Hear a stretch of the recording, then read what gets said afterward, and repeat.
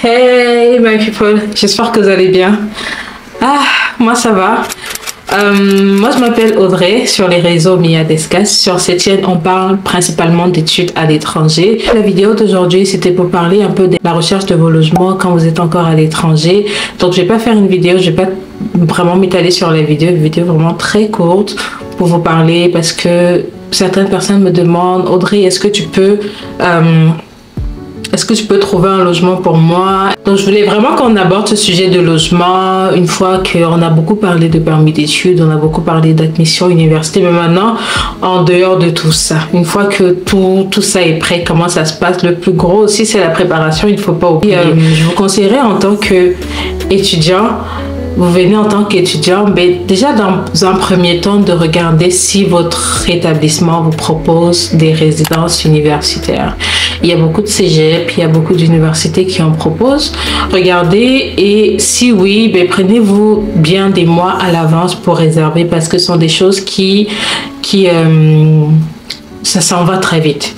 Ça s'en va très vite. Il faut réserver parfois plusieurs mois à l'avance pour espérer avoir une place. Non seulement la résidence de votre école va vous coûter pas très cher et deuxièmement, si votre école a une résidence, il se peut fortement, c'est très probable que ça ne soit pas très loin de votre campus. Donc ça, c'est vraiment un gros atout pour vous en tant qu'étudiant. Vous n'allez pas payer trop cher, vous n'allez pas payer des charges énormes, sachant qu'en ce moment, en plus, il y a la crise du logement qui sévit, donc ça peut être...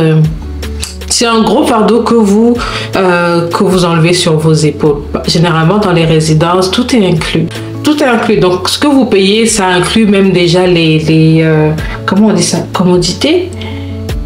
C'est-à-dire le lit. Vous n'avez pas à vous tracasser à il me faut un lit, il me faut un micro-ondes, il me faut ceci. Vous venez juste vous installer avec vos valises, vous achetez tous juste ce qu'il faut pour aménager un peu la maison, vos draps et ainsi de suite. Ça, c'est vraiment un gros avantage. Maintenant, une fois sur place, si la résidence vous plaît, restez-y.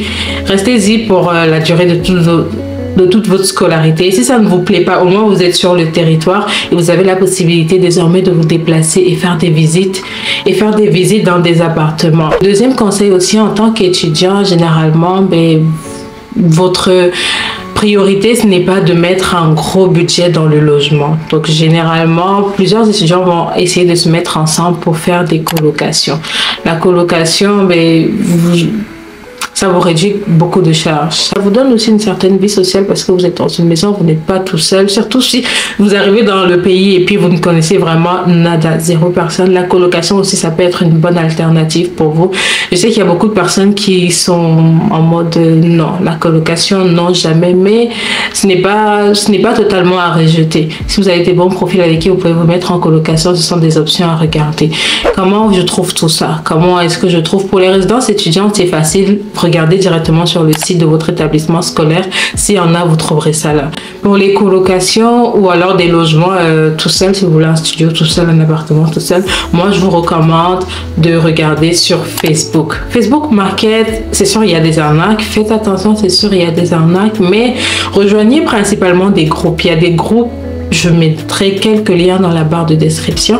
Il y a des groupes sur Facebook. Vous allez juste taper logement Montréal, colocation Montréal, logement Ottawa, colocation Ottawa. Et vous allez tomber plein de groupes. Mais quand je vous dis plein de groupes, vous allez tomber dans plein de... Vraiment, rejoignez tous ces groupes-là. Et dans ces groupes-là, généralement, vous allez voir des personnes qui vont poster des offres que vous n'allez peut-être pas voir sur les sites qu'on connaît, sur des sites très connus, là. Dans ces groupes-là, ce sont des personnes qui, avant de décider à prendre des photos, à les mettre sur leur site, ils vont juste venir poster des photos classiques sur Facebook pour voir s'il y a des personnes qui seraient intéressées. Et ça, c'est vraiment le bon deal. Et puis, quelque chose que vous devez savoir, c'est que si un propriétaire qui vous dit envoyez-moi parce que vous êtes à l'étranger 6 mois de loyer à l'avance, ce sera une certaine forme de caution, ça ne se fait pas. n'envoyez juste pas parce que vous allez juste tomber dans l'arnaque. Je sais que dans la plupart des pays, que ce soit en Afrique, que ce soit en Europe, on demande une caution, ça se fait.